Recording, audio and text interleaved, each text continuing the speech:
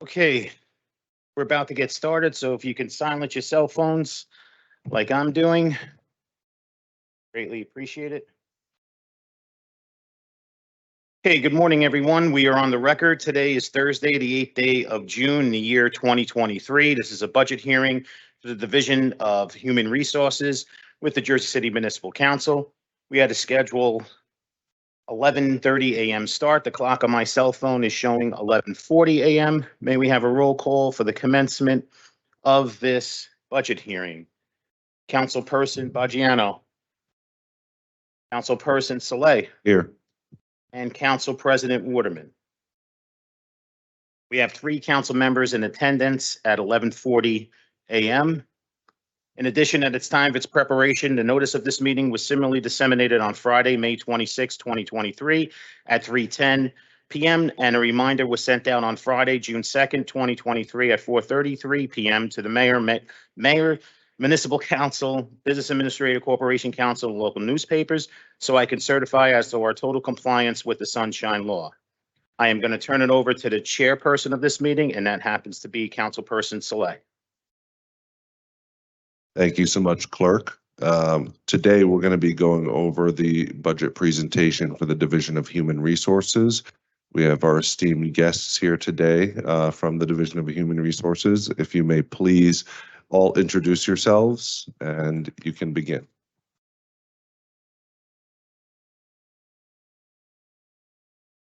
Make sure it's on. It should light up green. There you go. I'll take the lead while we get the microphone ready, and then we'll have the staff introduce themselves.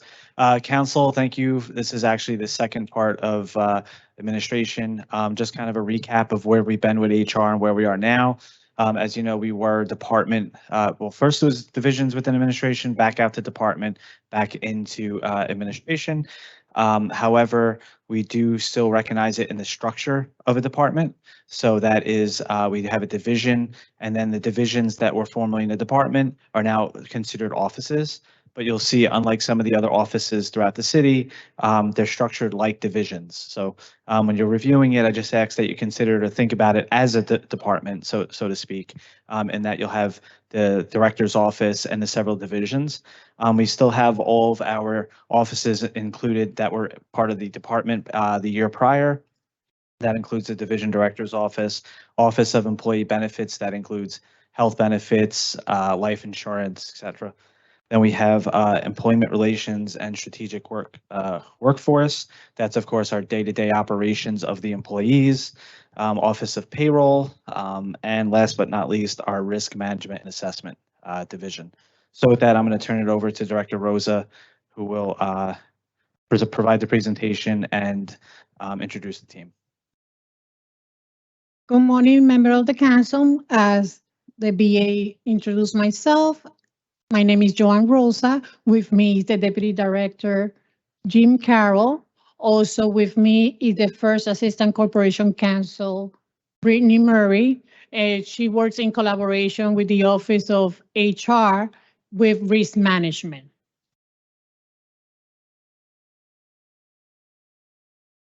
You guys want to introduce yourselves over there?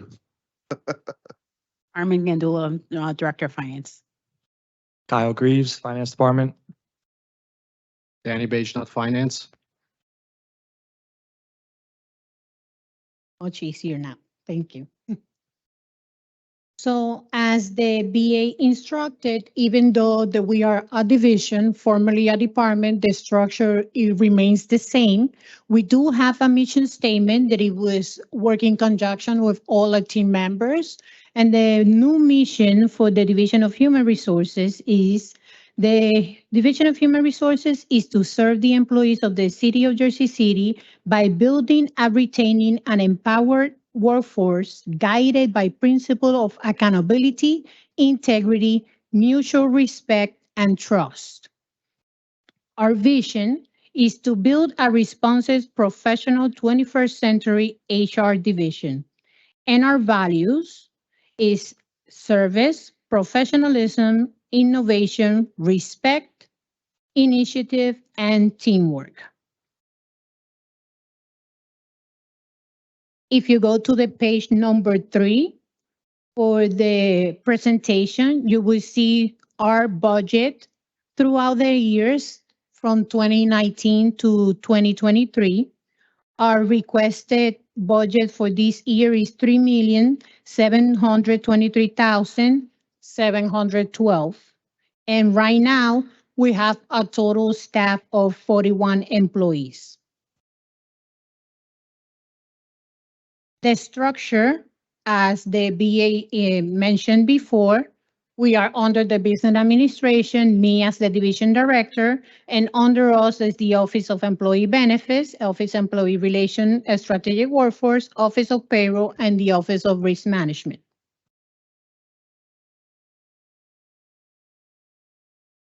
Page number 5, it does falls as the following. We have the business administrator, we have an assistant business administrator that oversees the HR's operation, and right now she is the EEO officer. We are requesting a junior EEO investigator to assist of all the investigations, since we work in collaboration with the law department using the same investigators. Due to the volume of litigations and documentation that is required, it creates a backlog in how us proceed with the EEO investigation. That's what we are requesting. If I can. So, Council President, as you're aware, on the upcoming council, we do have contracts for 3 outside vendors for EEO. Those would be in the cases that we have conflict. So this would be an additional person to our assistant BA, Chanel Robinson, who's handling them internally, kind of doing some of the background investigation work, and those would be treated separate and aside. So as office managers, as office director, we have Khadijah McNair over the Office of Employee Benefits, Mobin Youssef over the Office of Employee Relations and Strategic Workforce, Daphne Fontaine over the Office of Payroll, and Raul Condi over the Office of Risk Management. The Director Office, as we mentioned before, it comprehends between myself, Deputy Director Carol, and we share an assistant that is Jennifer Ricola. The staff for employee benefits, it does have a total of 10 employees. You can see each functionality. They have a health benefit team, a pension team. We have a FMLA and ADA coordinator. As well, we have the investment administrator that deals with all the DCRP and the prudential investment, that is our 457 plan. The Office of Employee Relations and Strategic Workforce is also divided in 2 teams. These teams is the employee relation portion that comprehends the HR generalists that are stationed in our office and HR specialists that are stationed in the different departments as a HR representative and first point of contact for HR related matters. Then we have our administrative team that is stationed here in City Hall as well, and they are the ones who process all the transactions related to employees. At this moment, this team has lost a few members, and we are looking to hire more. I will elaborate a little bit more later. Director. So when it comes to the employee relations, we tried to structure this council when it came back under the VA's office, as we did when we created the finance department. So in each department in the city for finance, there's a fiscal officer that's responsible for the day-to-day operations of the financial transactions for the department, but they do respond and they are appointed by Director Gandula, right? So we did the same strategy here where Mobin is in charge of these, I would like to say field operations specialists, and they would report back to HR. So if there is an issue with personalities per se, a director and an employee, it's independent person reviewing those cases. So I think that's important. We can touch base on that more as we discuss it, but just wanted to make that note as we present. The Office of Payroll, we have 5 staff members. And the Office of Risk Management has 3 members. How has the new Daphne, she's new, correct? Yes, she started mid-January of this year. How has she been able to transition into the role, given everything with Unicorn? Like, has she been able to pick up on all of the nuances of the city? And, you know, I met her in person. I just want to make sure the transition's been good to her.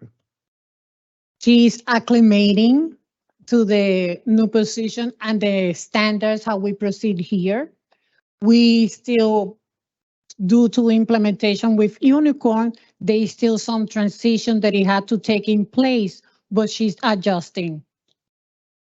If I could add to that, Councilman, council members. So the reason we recruited Daphne precisely is because she had over 10 years experience at the state, NJ Transit, dealing with not only civilians, but also police entities. And yeah, we use different systems, but the principles are still the same.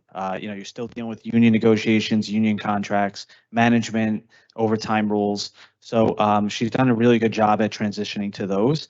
And now it's just a matter of making sure that the system is aligned with all the rules. Just want to make sure we keep her, that's, we need her. We do. I'm gonna give some overview of the offices. If you can go to page 11. Employee benefits administer the city health benefit plan for eligible employees and retirees. This is enrollment, processing of benefit claims, orientations, inquiries regarding other benefits, life insurance, among others. Also, oversight of employees' voluntary benefit programs, like wellness program, our flexible spending account, employee assisted program, and review the vendor services and performance. So any complaint or any discrepancy that any employee comes regarding one of our vendors, they is brought out to employee benefit attention and they address it accordingly. Also, they manage the city civilians plan, which include the retirement plan, ERS, PRS, and DCRP. As well, they process retirement and disability early retirement application and provide employees retirement counseling.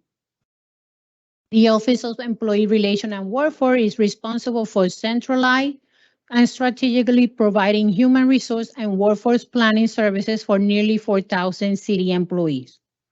Oversight of employee relations, meaning disciplinary action, labor grievances, employee mediation, labor negotiation, and coaching. Also, oversight of our affirmative action in collaboration with the law department, EEO workplace complaints investigation, as the BA mentioned earlier, that is working in collaboration with the assistant ABA, Shana Robertson, and that's what we are requesting, the additional EEO investigator. The Office of Risk Management supervises the administration and payment of workmen's compensation and applicable benefits and claims for current and former employees. Responsible for the administration of the city self-insured and general insurance program, oversight of the city compliance with safety standard and OSHA regulation, besides reporting and training, and oversight of the New Jersey Department of Transportation CDL Clearinghouse program in collaboration with the city departments. Regarding the EEO investigator, I know we farm out a lot of the work to, an outside counsel. Are they tasked with more like collecting the information, giving it to outside counsel? Are they also doing anything on the front end to prevent any EEO claims in terms of like training for the employees? And so how the EEO process transpire, the HR specialists do the intake, they compile the complaint. This complaint is forwarded our investigator that depending of the nuance of the case, it can go into the outside counsel or is investigated internally. Anything to add, Jimmy? I see you. Awesome, okay. You hear me now? Yes, now. So each department has a EEO representative. The HR specialist is the first contact. They do take the EO complaints and employee relation complaints as well. What happened if the specialist is good friends with the person who's complaining? They What come do y'all do? to HR directly. Employee has the option to come to the HR office and file the complaint directly.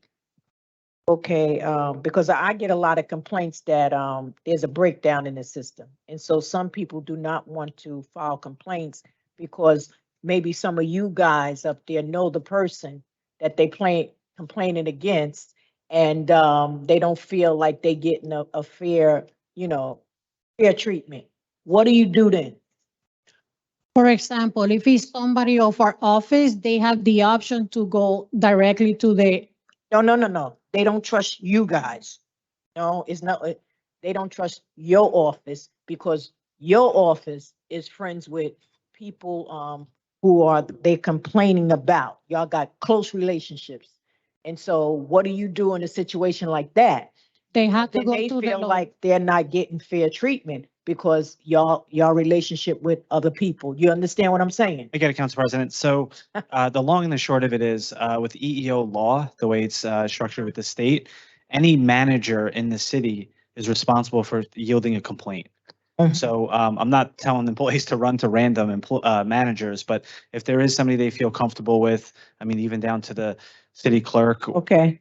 myself. You can go to another one. They can go. They don't have to go to them. You don't have to go directly, no. And then it's the obligation of that manager to report it. So, Okay, let me tell them that then. yeah, and They don't trust them. I'm and- telling y'all right now. They don't trust because they say y'all got friends and I'm just telling y'all.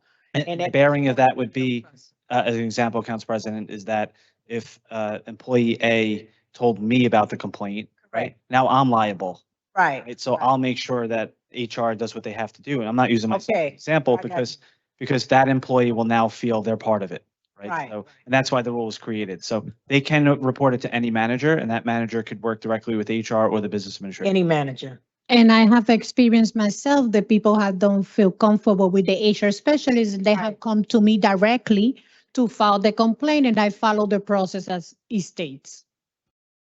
Thank you. Good. Office of Payroll. Processing and examine the accuracy of calculation of payroll, taxes, and other standard deductions. Runs various supplemental payroll for uniform employees like off-duty and overtime, and prepares standard report and accounts reconciliation to comply with year-end reporting requirements. I know there's a issue regarding payroll for the communications workers. I think, Jimmy, you're working on that. Is there any progress or anything that you can report? I know there's a lot going on behind this. Yeah, I've been working on this for quite some time, reviewing the terms of the contracts. And I think we're trying to get to one obstacle concerning their leadership. We've just started working with John O'Hearn, new BA, who's working with the leadership issues on that. But I'm confident once we get to that, I think we can come to a reasonable resolution. I think they don't have a union president right now. Is that the case? Jimmy, leadership issues, come on. Where is Moody been? Where is Shea been? I mean, this is going on for quite a long time. That's where the problem is. Council, I think their hearing was yesterday, but with regard to leadership, we're discussing the union side of things. We just want to make sure we have a clear representative from the union side. And another thing we're going to work with the unions on is an idea that I had. I don't know if it'll work or not, but maybe simulating schedules to the same rotations that the police have, because they have you know, if I'm team B, we should have a team B over there, that type of thing. I Right. mean, again, logistically, we have to test it before we do anything. Yes, But I think that would solve a lot of the issues that we have.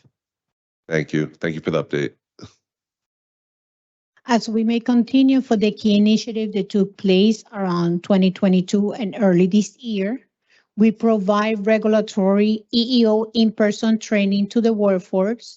And we also accommodated 2 evening sessions for uniform employees. So we were having some scheduling issues since some of the uniform have work off regular business hours. So we introduced 2 new evening sessions to accommodate them.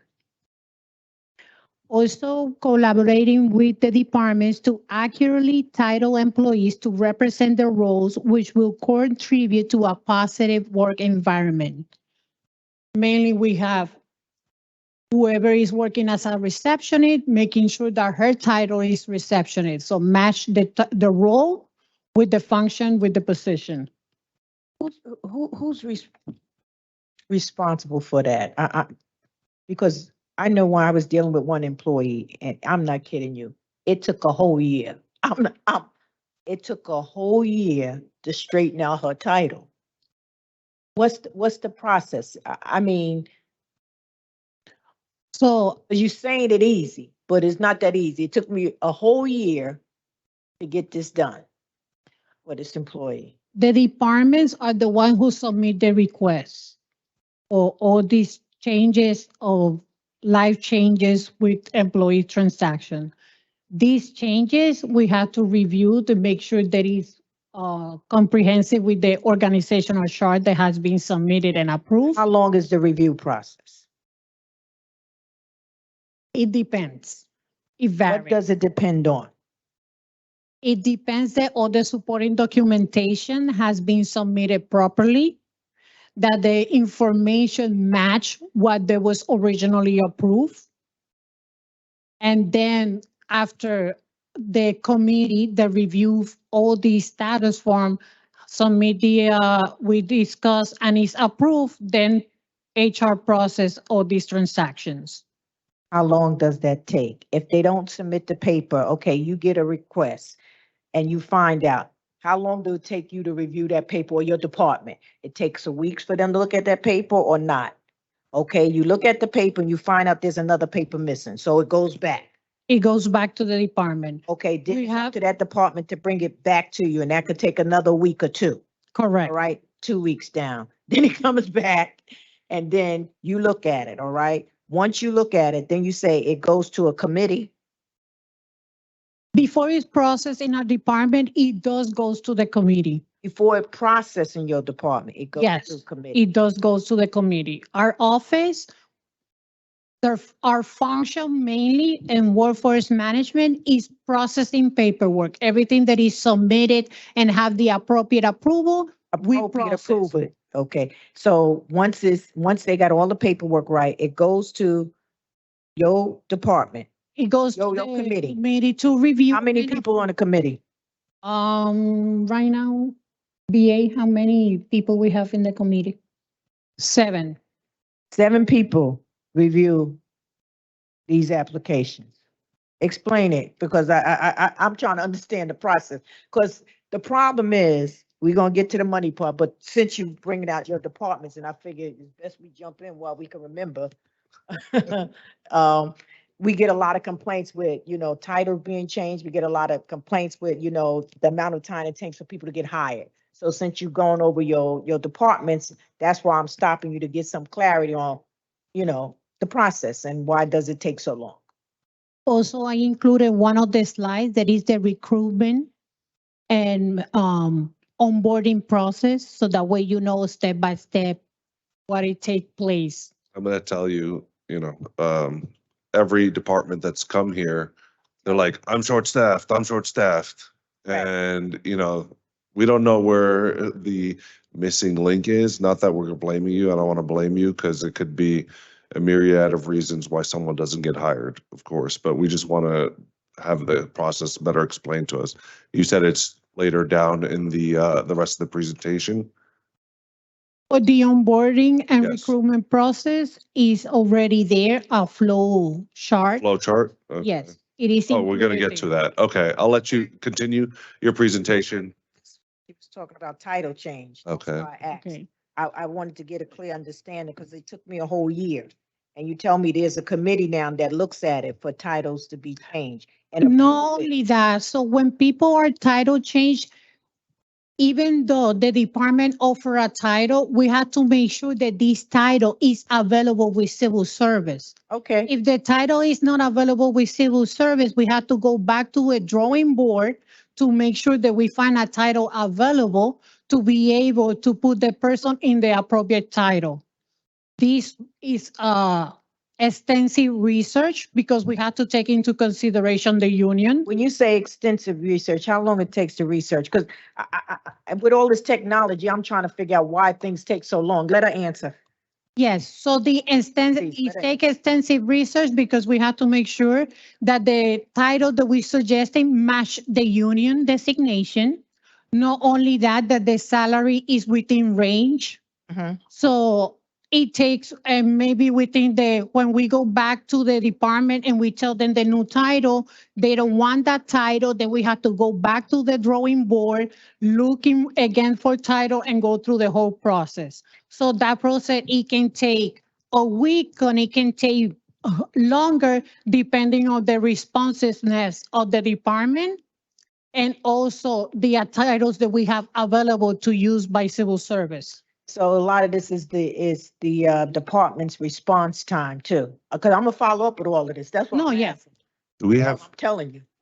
do we have any metrics on how many times we put out like civil service tests? How many times like opportunities offered, like to, for growth? I see sometimes the emails come through my inbox, like growth opportunity, but is there any way, do you guys track that? And would you be able to track it if you aren't? Well, civil service on a monthly basis, they send the announcements that the titles that are available for people to apply to.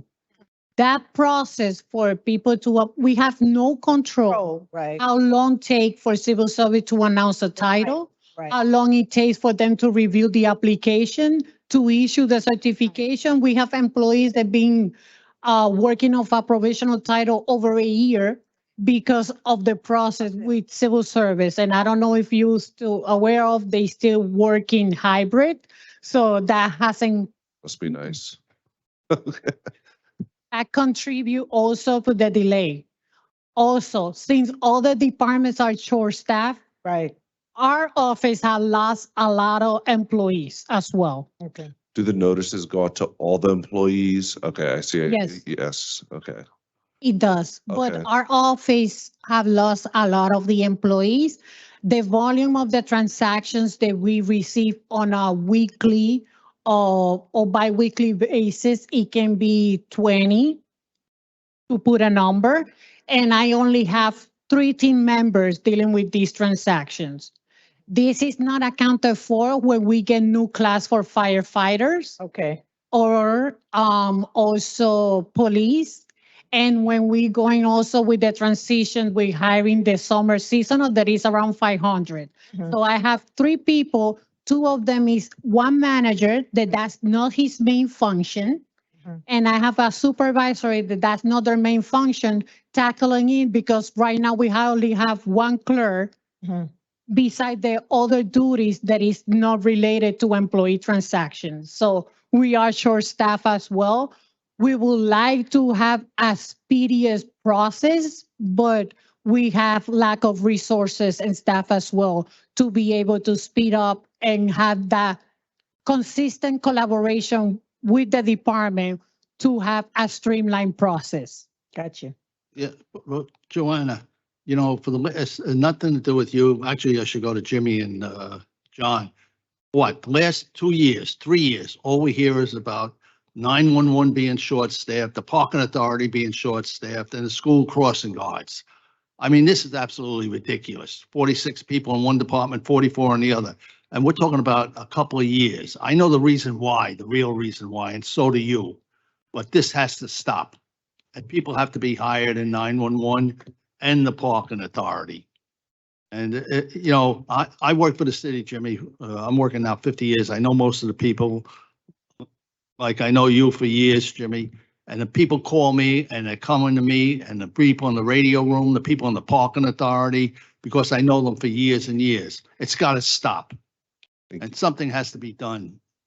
Jimmy wants to respond. Yeah. So with dispatch, a lot of it too is internal with the test they give, Rich. So we're identifying some candidates, but they still have to pass that. You were aware that, you know, when they take the test, the call takers, I'm only going with the data they come back with, but they do administer that test. We lose a significant amount of applicants and then we hire and then the job is difficult. There's no doubt about it. So we do have a problem with retention there. Yeah, but Not- Jimmy, not, this is going on for years. It's got to stop. There's basically someone that is supposed to supervise them and they give them the all clear in order for them to get hired. And basically a lot of people have not been hired after they like sit in shadow with that. Well, I think the hiring, but too, they still have to pass this implemented test to just show that they have the proficiency. Because the job, like just even call taker, it sounds like, oh, it's call taker, right? But it's not that, right? We know it's, oh my God, somebody just had a major incident. It's very emotional. You know, you really have to have a calm, cool, collected, and it takes a certain type of person to identify for that job.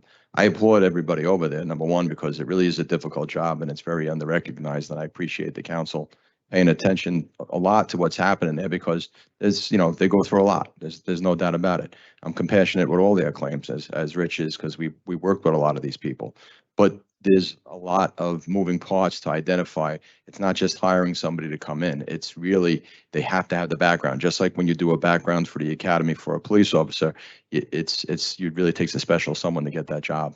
Thank you. Jimmy, I'm getting call after call saying I applied for a job at the parking authority, I applied for a job at the 911, and I haven't heard a word. And, you know, somewhere along the line, this has got to stop. Because, you know, I'm being driven crazy by a lot of these people. It's no doubt it's a little bit more intense when it comes to public safety because they have to go through the background process. It's a little bit more rigorous because they're accessing certain state databases and certain material that, you know, is confidential, right? If you misuse the CGIS terminal, for example, the state could pull our entire system. So we really have to do a tremendous amount of due diligence on that side of the fence to make sure that the applicants we have are, you know, for that job. No I doubt. hear a story, you know, they want to. Rich, we're gonna get to the hiring process. It's on later pages. I just want to keep pushing through because we have, you know, 18 more minutes. All right. Another of our key initiative, we acquire new lifestyle voluntary benefit programs to offer our benefit eligible workforce. Some of these lifestyle voluntary benefit is pet insurance, group auto home insurance, employee purchase program, among others. Also, we introduce additional training to minimize progressive discipline to encourage and improve employee morale and performance. Provide training to focus on management and supervisory role. And to enhance our employee engagement and morale, we relaunch our health fair for our workforce. You guys are responsible for the morale of the employees in this city? We're trying our best. I'm asking.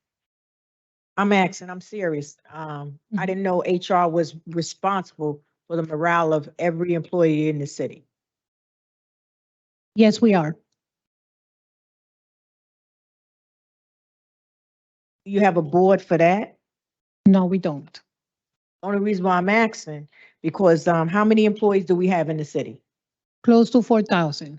If we have 4,000 employees and you only have how much staff members? 11? 11? In that office, 11, yes. 11. Then I'm trying to say, how can the morale of the employees be any better with just 11 staff members of HR? The only reason why I'm saying that, because if we can have a committee to look at title change, which seem like to me, if there's a 2 or 3 people that handle that, it will move smoothly because either you could do it from the state or you can't.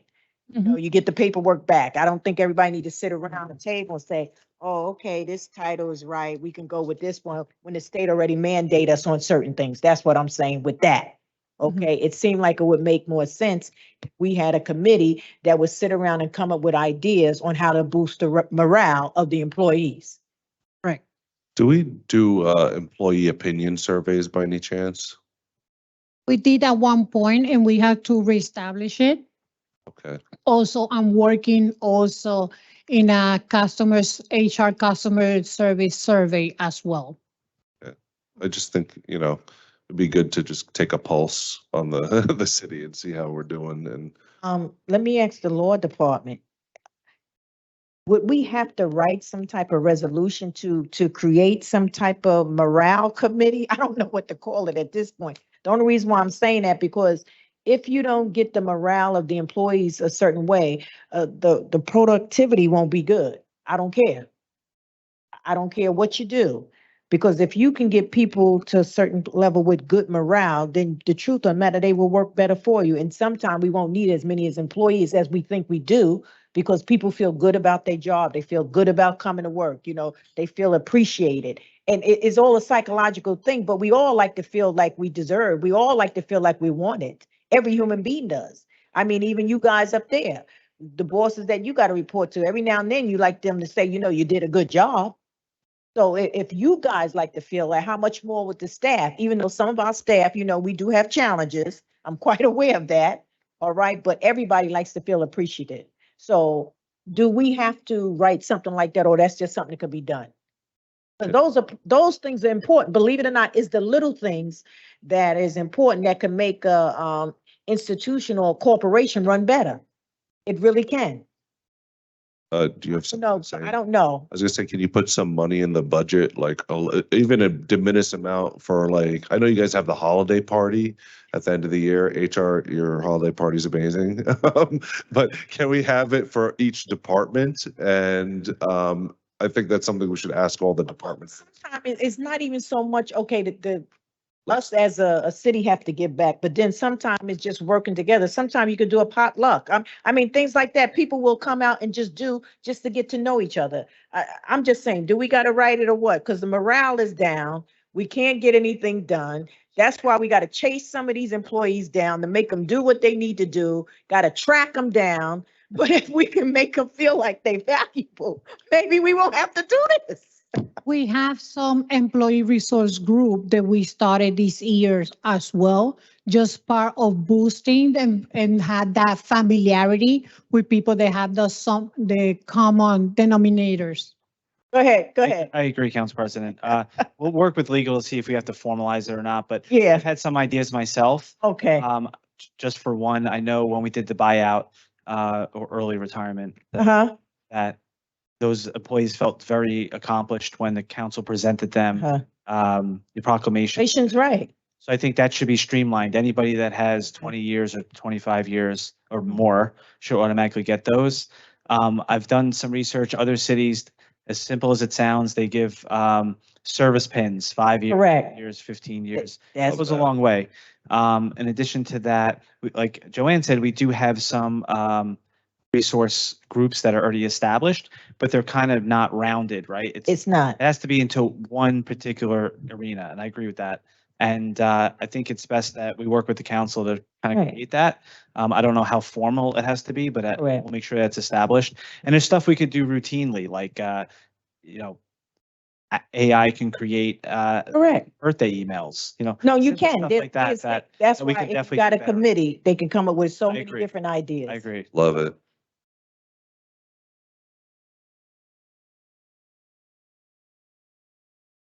The other one wasn't us, right? So things like that where, and when you go in as a team, it doesn't have to be a full team, but sometimes too, like having that little bit of time of play Correct. with your friends makes a really big difference. And then everybody gets to be a little kid again from it. I think that's a right? great idea, So- Council President.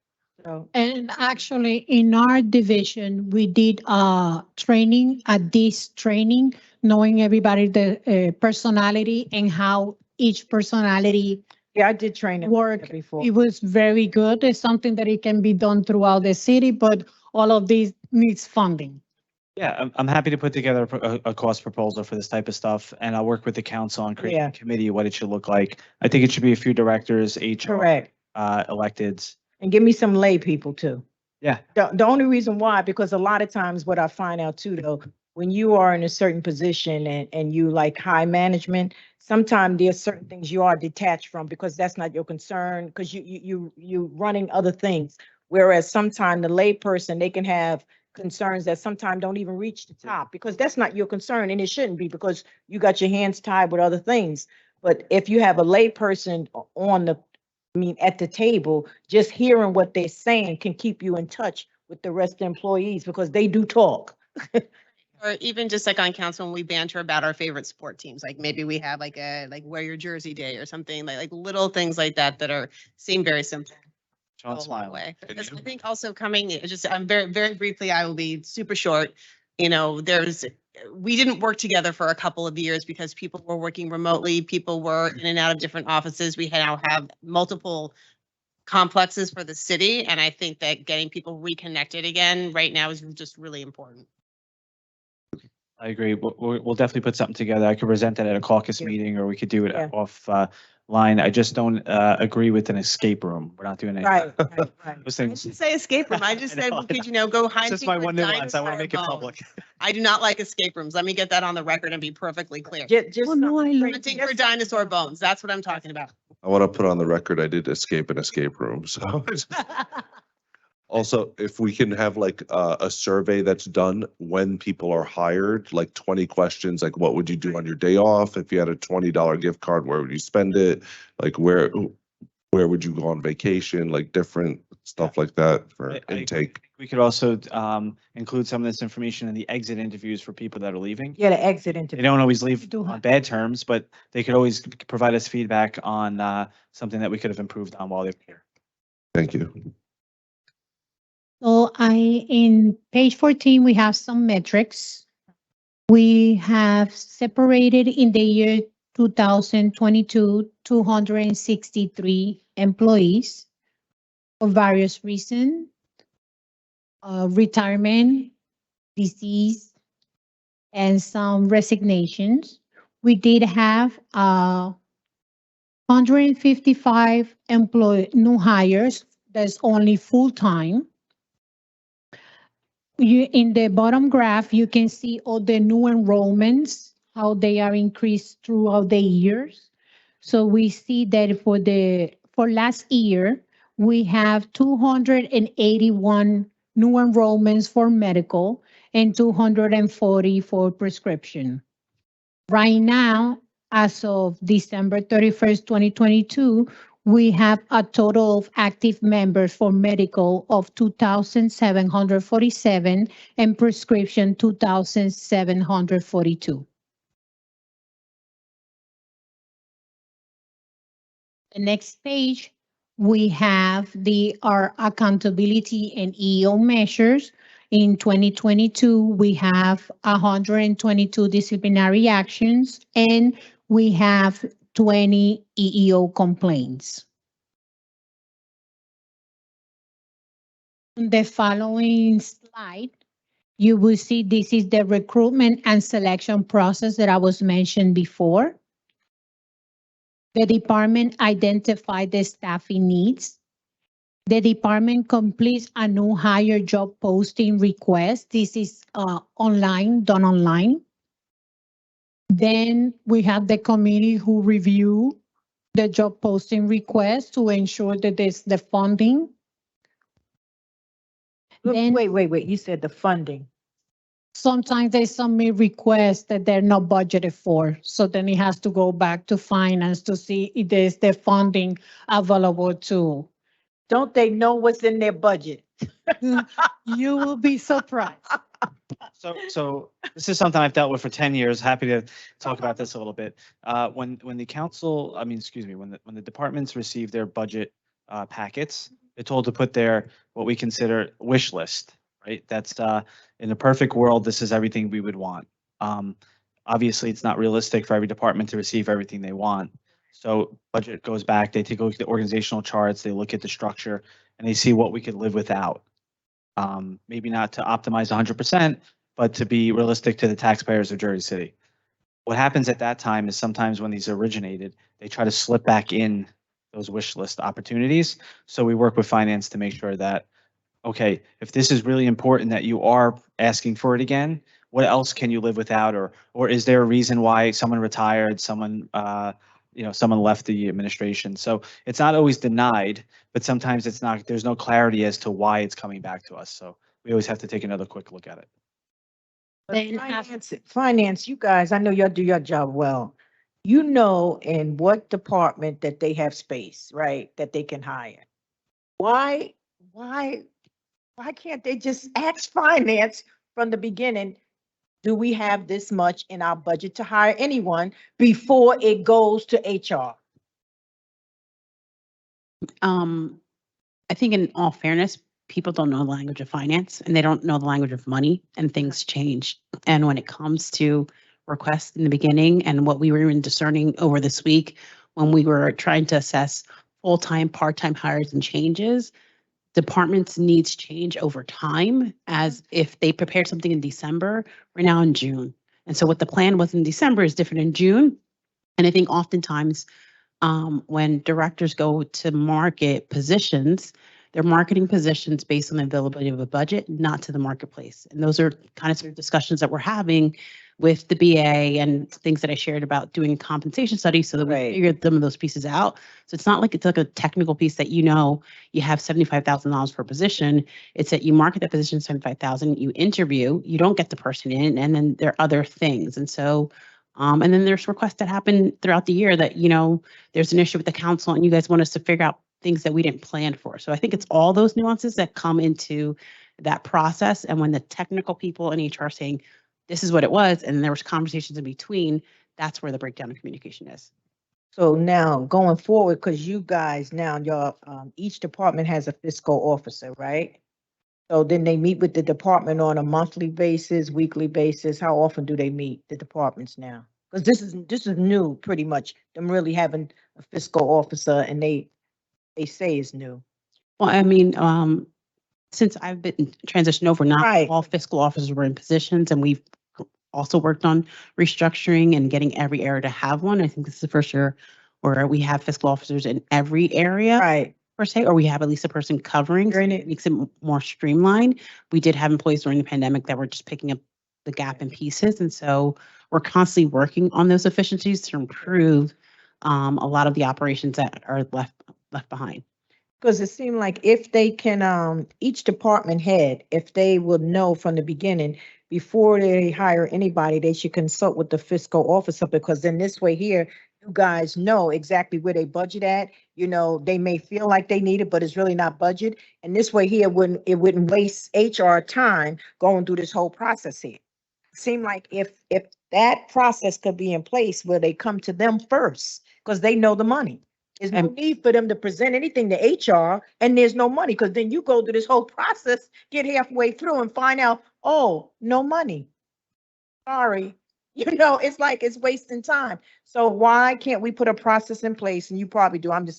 No, and I think we definitely do. There's definitely challenges during the pandemic with people in, out, and changes. And I do agree there is a better process in place, and the departments do need, but oftentimes, departments will still want things even after finance and the BA says things. And that's, that's their right to ask, but it's Correct. also our job to hold the line and make sure that things are in place. I think they need to see them first before anybody get hired. Before anybody go to HR, they need to really see the fiscal officer before even putting in paperwork. It's Understood. like a waste. Understood. Thank you, Joe, and thank you, Carmen. Sure. So to continue with the flow chart, then as we receive the approval and then HR prepared the job description for the job posting, it has to go back to the department. So the department review that we meet all the requirements. And if it needs any revision, they have to send it back to HR so that way we can do the accurate job posting. Then we post the position. HR reviews and send the candidates the different resumes to the department. So the department start the selection and interview process. Then after everything is revised, then the department select the top 3 candidates. and notify HR. Then the status form is executed after all the appropriate approvals. And then the department extend the offer to the candidate, and then we proceed with the onboarding process. If the candidate declined the offer, then we had to start all over again with the process. The onboarding, we have a web-based platform for everybody to fill out the paperwork. That takes some time too when people, they don't upload the documents that they need to upload, or some of the identification expire. So there's consistent follow-up from the office and the communication from the office to the department, letting where is the status and where the new candidate is at. We also do the physical and background check, which it takes a couple of days to get results. So it is it can be completed in a two-week basis if everybody do their part and everything is submitted without any conflicts. But if not, if title is an improper title, if the person the one start negotiating the salary and the status form has to be reviewed.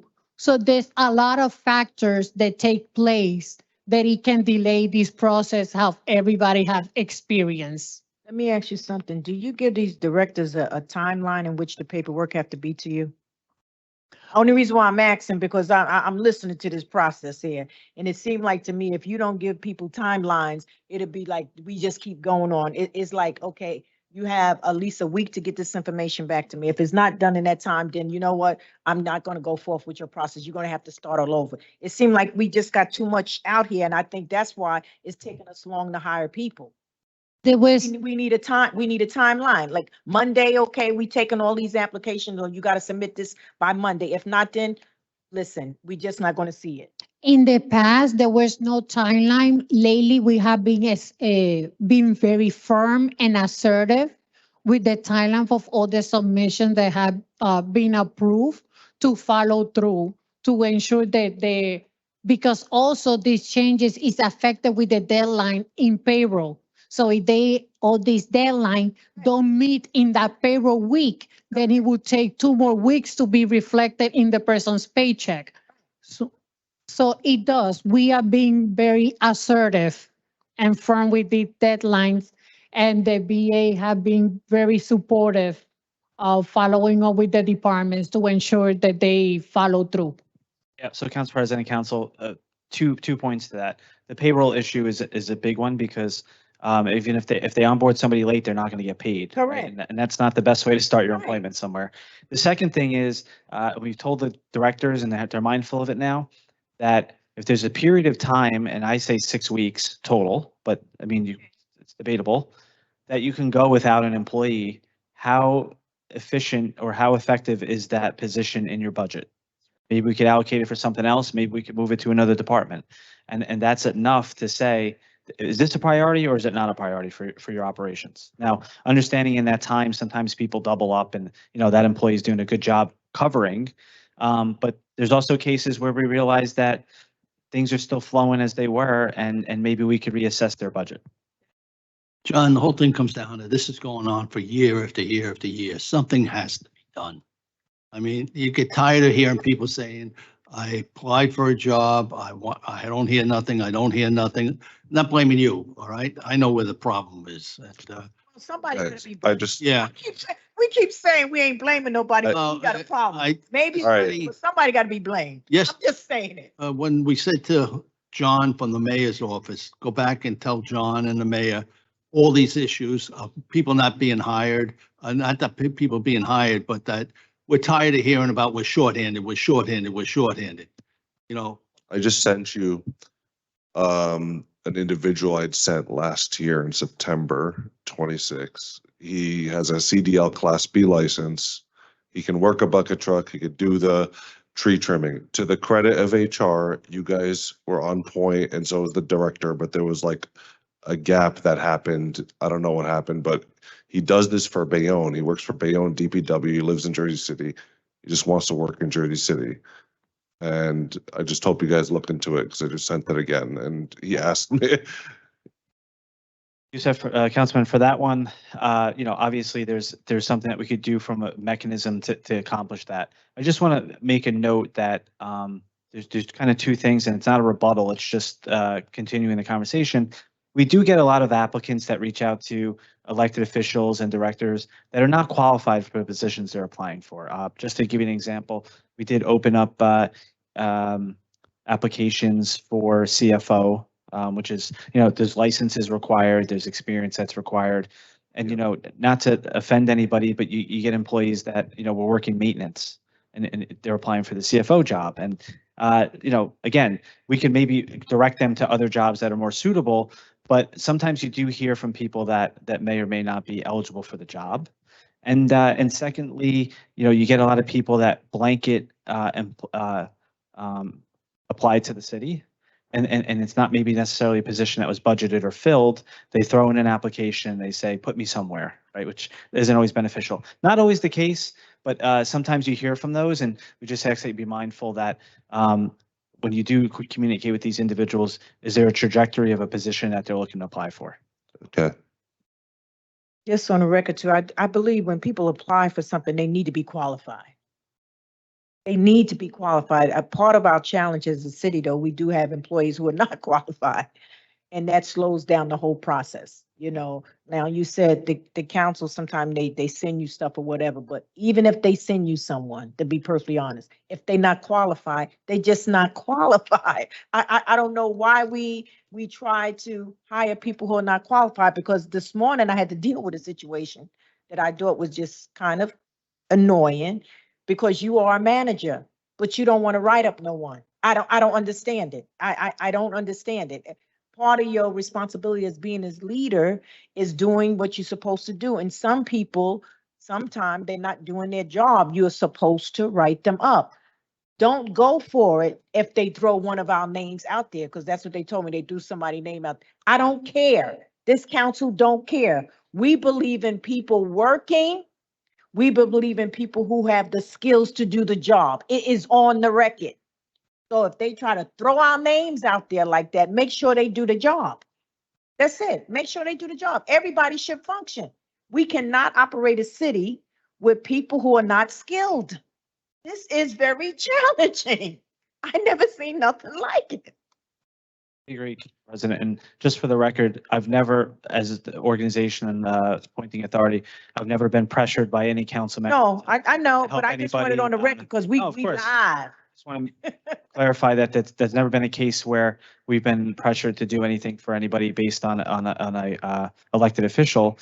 But I do agree. And one thing, bringing Chanel Robinson down into my office, kind of overseeing some of the HR stuff, is we're now holding senior leadership responsible Good. for the rank and file managers of the city. And there's a little shock treatment there because some people getting written up that they, Correct. well, I'm the boss. Well, Mhm. you also have a boss that has now authorized discipline action on you. So there is a little bit of a shock treatment there, but we are every manager from the newest appointed to myself being held responsible by the council and the mayor.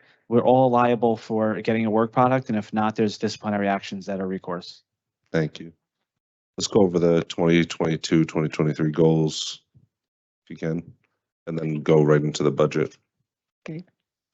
So some of the goals that were on 2022 that were not achieved, they were transitioned over into 2023. Besides on new goals that we added on to, as I mentioned earlier, we acquired new lifestyle voluntary benefit. We are working on launching it this year and promote it among our workforce. We are working on provide a virtual EEO training as an alternative for employee that works outside our regular business hours. We want to reestablish the accident review committee. This is under risk management. We want to collaborate with IT to establish a response plan for cyber incidents. And that's our requested part of one of our insurance that we have as a city. Explain that. One of our insurance carrier, it does provide coverage for the cyber security. Okay. And we want to implement some response and plans how to address this issue and to be in compliance with our insurance carrier. What does IT do? Wouldn't handle this? I'm just curious because they always talking about cyber. I mean, Yeah, that's I'm what we just trying want to to. find this out because, maybe they need to be handling this and not your department because it's cyber. I don't know. That's why I'm asking. No, that's why we had to work in collaboration because it's for us to be in compliance with the insurance carrier that is under risk management, that is under us. It's under you guys, so you have to, The insurance, yes. this couldn't just go to IT altogether. They could just handle this. We had to collaborate with them so that way They we, couldn't just take it. That's what I'm saying. yes. No. No, they You cannot take it. understand what I'm saying? Yeah, so Yeah. the carrier's insurance is housed in HR. So those violations would come to HR and we'd report them out to the insurance company. IT could help us gather some of the data, but they shouldn't be responsible for it. Okay.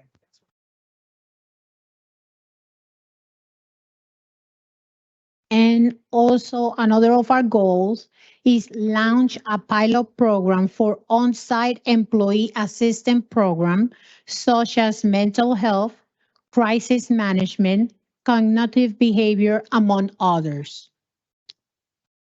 This is working under the employee benefits. We do have a vendor that is provide the assistant program.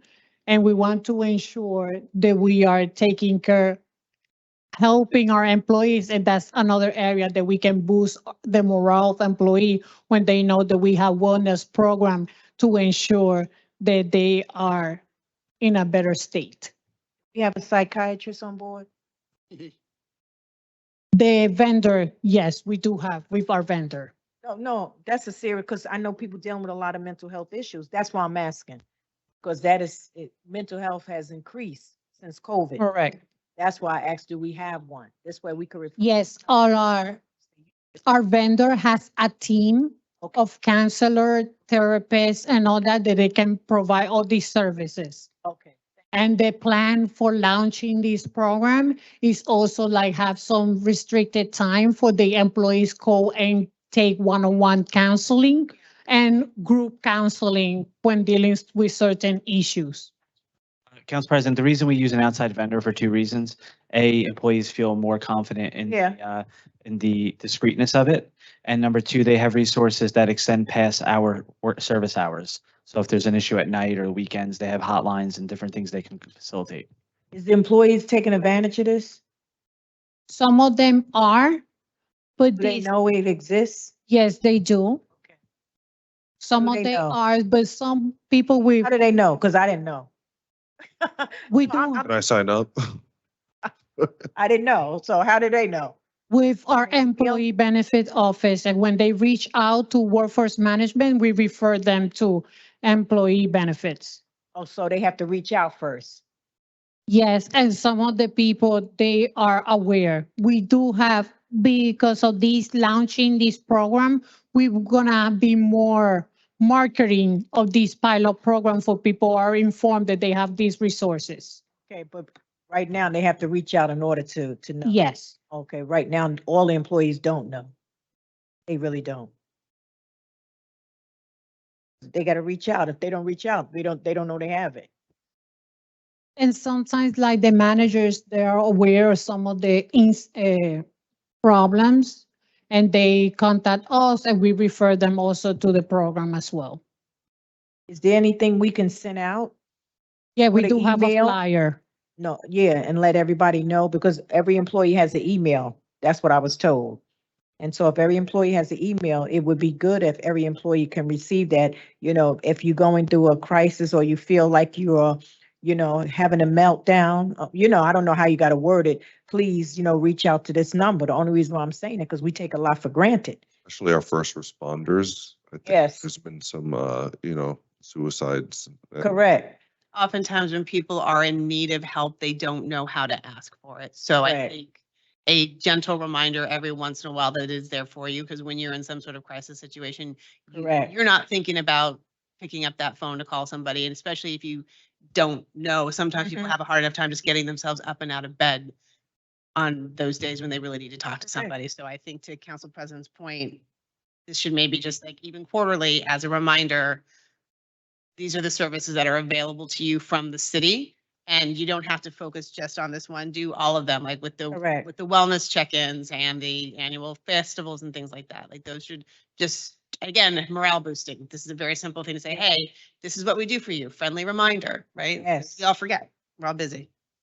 And we also have a wellness coach that he goes every day to different work sites, checking people's pressure, weight, and he has nutritional advice to them as well. Send an email out. That'll help us.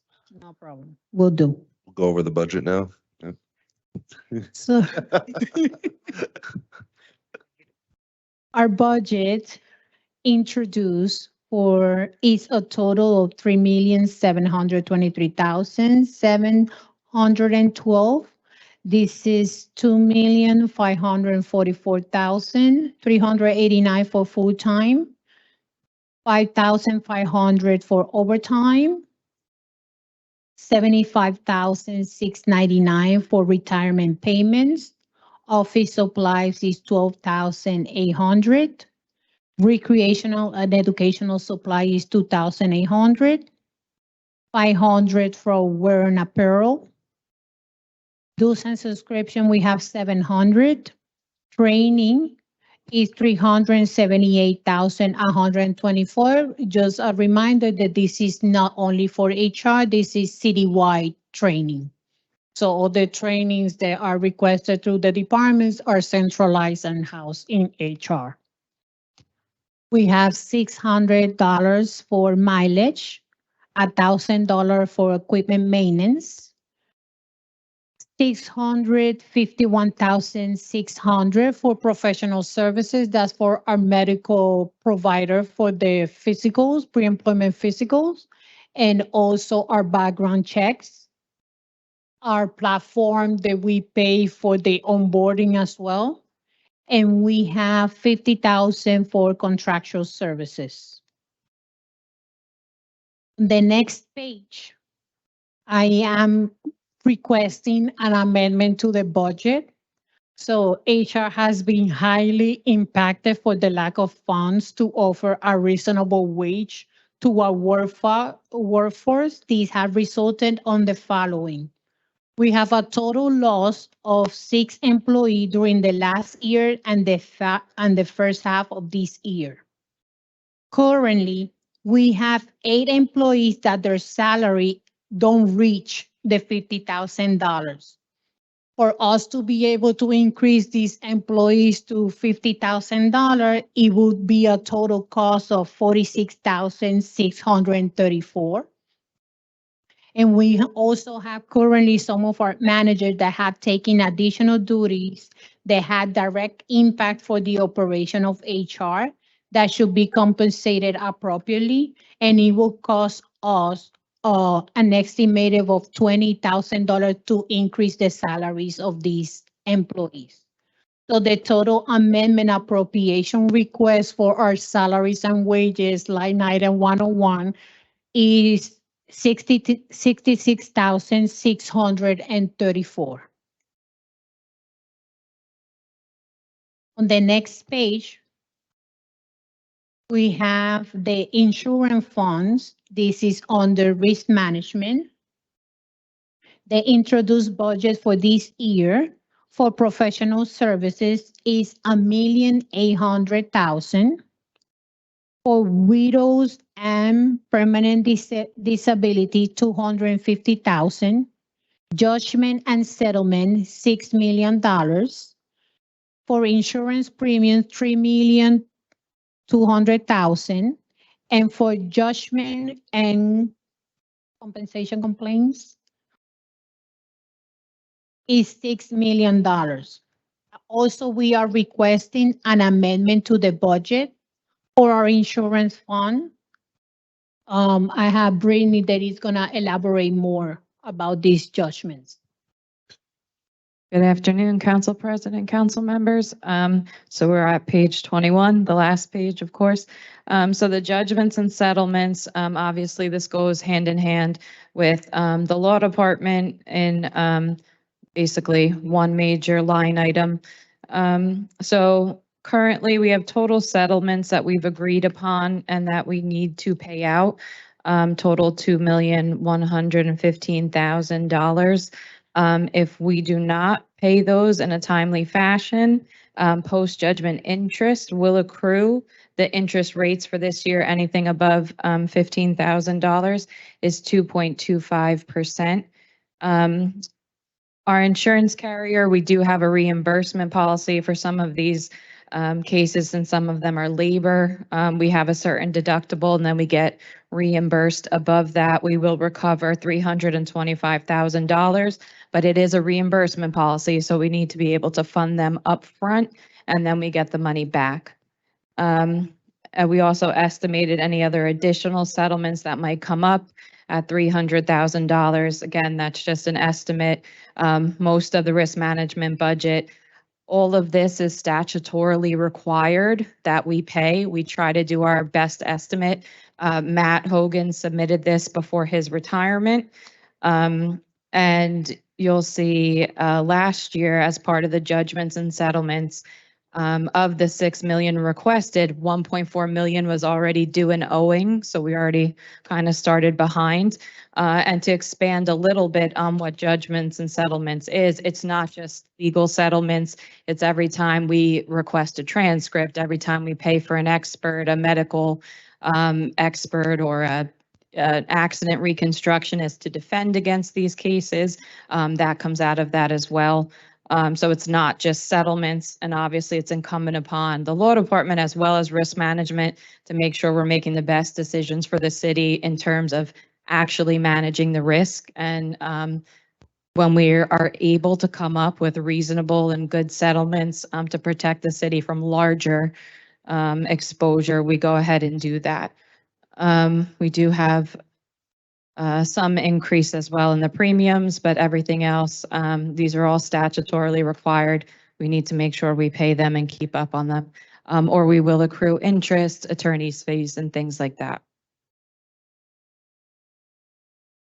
Sure, and the total amount, I believe, is $2,415,000, correct?